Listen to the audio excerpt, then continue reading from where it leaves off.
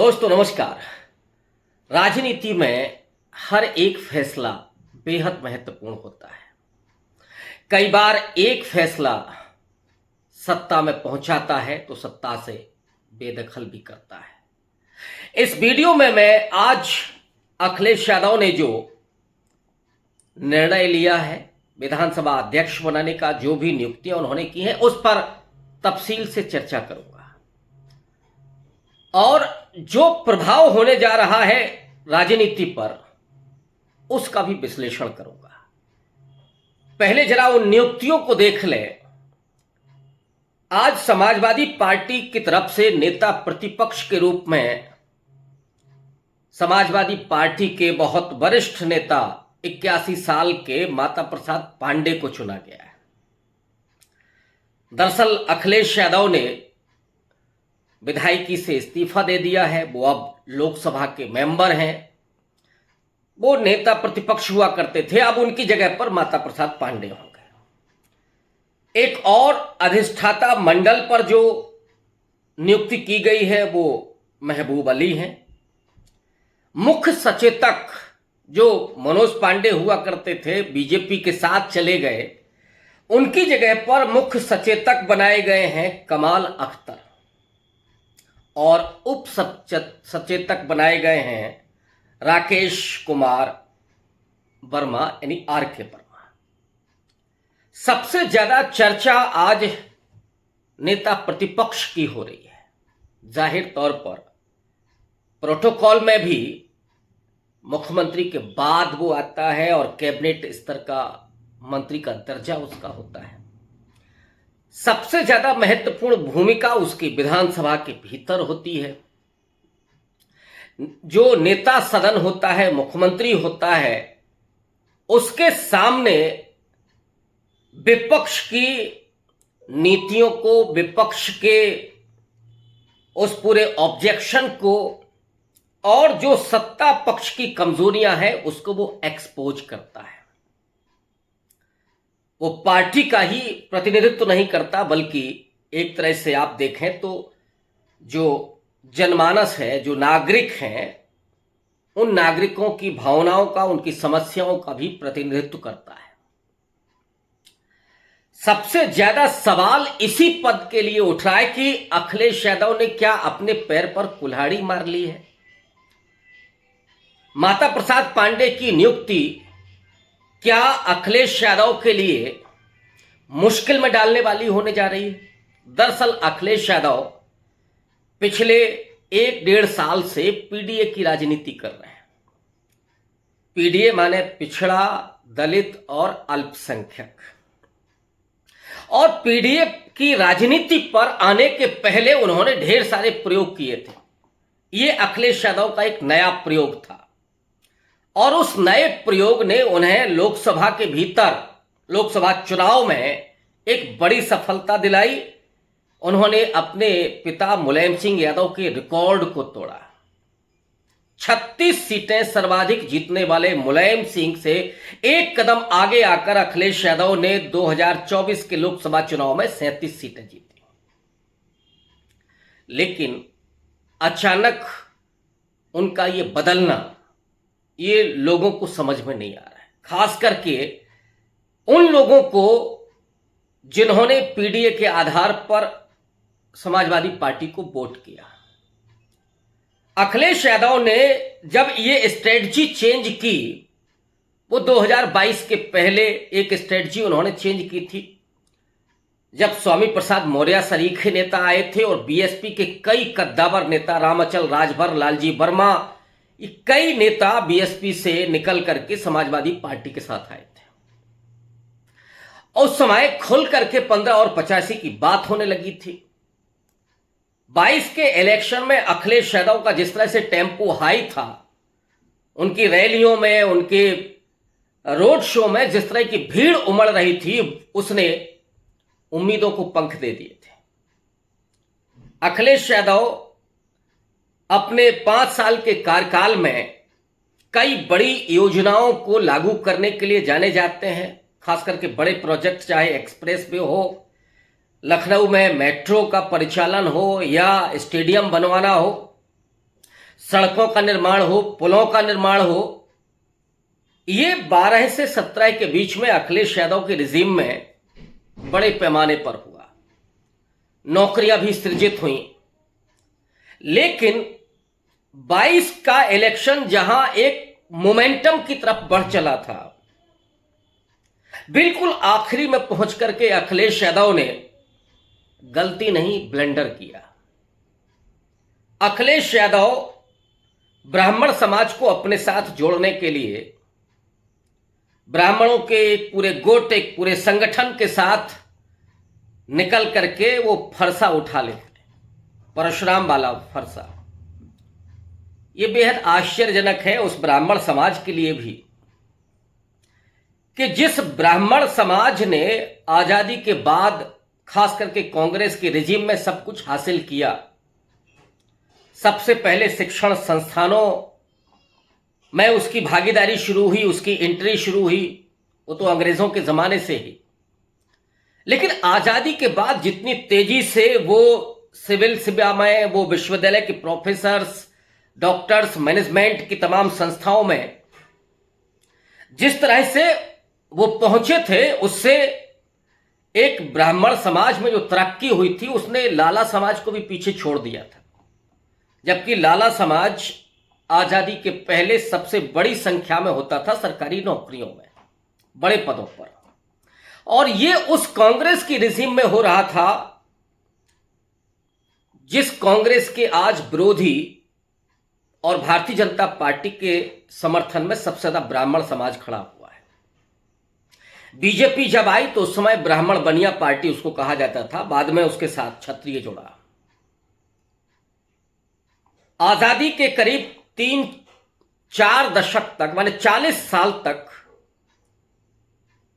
वो ब्राह्मण तबका उसके लिए प्रतीक, उसके लिए आराध्य सरस्वती होती थी, क्योंकि उसने शिक्षा हासिल की, बड़ी नौकरियां हासिल की, वो इंजीनियर, डॉक्टर, वैज्ञानिक सब बने। लेकिन बीजेपी के उस पूरे मूवमेंट के साथ, राम मंदिर के आंदोलन के साथ उसने असर्शन करना शुरू किया और विद्या की देवी से निकल करके वो ब्राह्मण समाज एक, ये कहें कि परशुराम को अपना प्रतीक बनाता है। जो परशुराम योद्धा हैं, नरसंहार करने वाले माने जाते हैं मिथकों में, तो ताकत, पावर, ये पावर, जबकि पहले ब्राह्मणों के पास बौद्धिक पावर है, और इससे ब्राह्मण समाज निकलता है, बीजेपी की तरफ जाता है। वो फरसा प्रतीक हो गया है ब्राह्मणों का। अखिलेश यादव ने वही फरसा उठाया, लेकिन हुआ क्या? अखिलेश यादव को 2022 के चुनाव में बुरी तरीके से हार का सामना करना पड़ा। गठबंधन को मिलाकर के, माने सारे पार्टियों को जो एक साथ जोड़ा था, 125 के आसपास विधायक उनके चुन करके आए। इसके बाद अखिलेश यादव ने एक नई रणनीति बनाई, एक नया प्रयोग फिर से, और ये वही अखिलेश यादव है या समाजवादी पार्टी है जिसने इसके पहले SC ST का जो प्रमोशन में आरक्षण था उसे खत्म किया था। वो भी एक प्रयोग था। बहुत सारे जिलों के नाम, संस्थाओं के नाम जो बहुजन नायकों पर किए गए थे उनको बदल दिया था। अंबेडकर पार्क जनेश्वर मिश्र पार्क हो जाता है। जो शाहू जी छत्रपति महाराज के नाम पर जो KGMU था उसका नाम बदल दिया जाता है, और एक नहीं ढेर सारे उदाहरण हैं। तो वो एक प्रयोग था समाजवादी पार्टी का। उससे निकल करके फिर थोड़ा 22 के इलेक्शन में दलित आउटरीच करने के लिए अंबेडकर वाहिनी बनाई गई। लेकिन 22 के इलेक्शन में जैसे ही फरसा उठाया गया अखिलेश यादव के द्वारा, वो आत्मघाती साबित हुआ। ये जाहिर तौर पर ये प्रतीक की राजनीति है, और ये इस समय की आप ये कहें सच्चाई है। जिसमें दलितों के लिए भी प्रतीक की राजनीति होती है। आप जय भीम बोलते हैं, नीला पहन लेते हैं गमछा, तो आप माने दलित आउटरीच करने की कोशिश कर रहे हैं।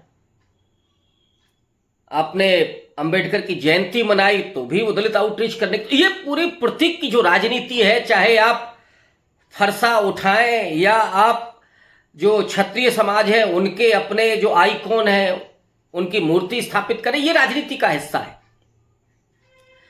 फिर 22 के बाद अखिलेश यादव को लगा कि नहीं, अब वो पॉलिटिक्स करनी पड़ेगी जो कांशीराम की है, तो वो पीडीए पर आते हैं। और इसी बीच में उनके कई नेता, जिसमें मनोज पांडे हैं, राकेश पांडे हैं और कुछ ठाकुर नेता निकल करके राज्यसभा के चुनाव में बीजेपी के साथ चले गए। ये एक तरह से अखिलेश यादव के लिए एक विश्वासघात था कि जिन नेताओं, मुख्य सचेतक थे मनोज पांडे, कि जिन्हें इतना बड़ा अवसर में दिया गया और वो चले गए। इसके अलावा सीएसडीएस का जो सर्वे आया चुनाव के बाद जो आता है, उसमें सामने जो तस्वीर आती है कि 89% ब्राह्मणों ने तो बीजेपी को वोट किया। इधर लोकसभा चुनाव जब आया तो अखिलेश यादव ने अपनी स्ट्रेटजी को चेंज किया और पीडीए फॉर्मूले पर उन्होंने अपने प्रत्याशी उतारे। खुद जो उन पर आरोप लगते रहे कि यादव मुस्लिम पार्टी है, उन्होंने यादव मुस्लिम के टिकट बेहद कम दिए। यादवों में केवल अपने परिवार के 5 लोगों को टिकट दिया, मुस्लिम भी बहुत कम टिकट दिए। कुर्मी, मौर्य, इस समाज को पर्याप्त संख्या में टिकट दिए। पासी समाज को बहुत सम्मान दिया और अति पिछड़ा समाज से भी उन्होंने राजभर, चौहान, इनको भी टिकट दिए। इधर संविधान बचाने की लड़ाई एक बड़ा राजनीतिक मुद्दा बना चुके थे राहुल गांधी, जो मैंने कहा जो ब्लेंडर किया था नरेंद्र मोदी ने 400 पार का नारा देते हुए, और उनके तमाम नेताओं ने कहा कि संविधान बदलने के लिए हमको 400 पार चाहिए। दलितों और पिछड़ों के बीच में जो मूवमेंट चल रहा था संविधान बचाने का, हिंदुत्व के आक्रमण के सामने जो अंबेडकरवाद शुरू हो गया था, जो जमीन पर जो काम चल रहा था, उस पूरे मूवमेंट के आक्रोश को, उसकी पूरी भावनाओं का फायदा अखिलेश यादव और राहुल गांधी को मिला। अखिलेश यादव ने भी बाद में संविधान उठाया, राहुल गांधी ने भी संविधान उठाया और ये कहा कि संविधान पर हमला बीजेपी कर रही है, वो संविधान बदलना चाहते हैं। आरएसएस का जो 100वां साल होगा उसमें हिंदू राष्ट्र बनाने की कवायद चल रही है, लिहाजा दलितों ने अपने उन तमाम अंतर्विरोधों को भूल करके इंडिया अलायंस के पक्ष में वोट किया।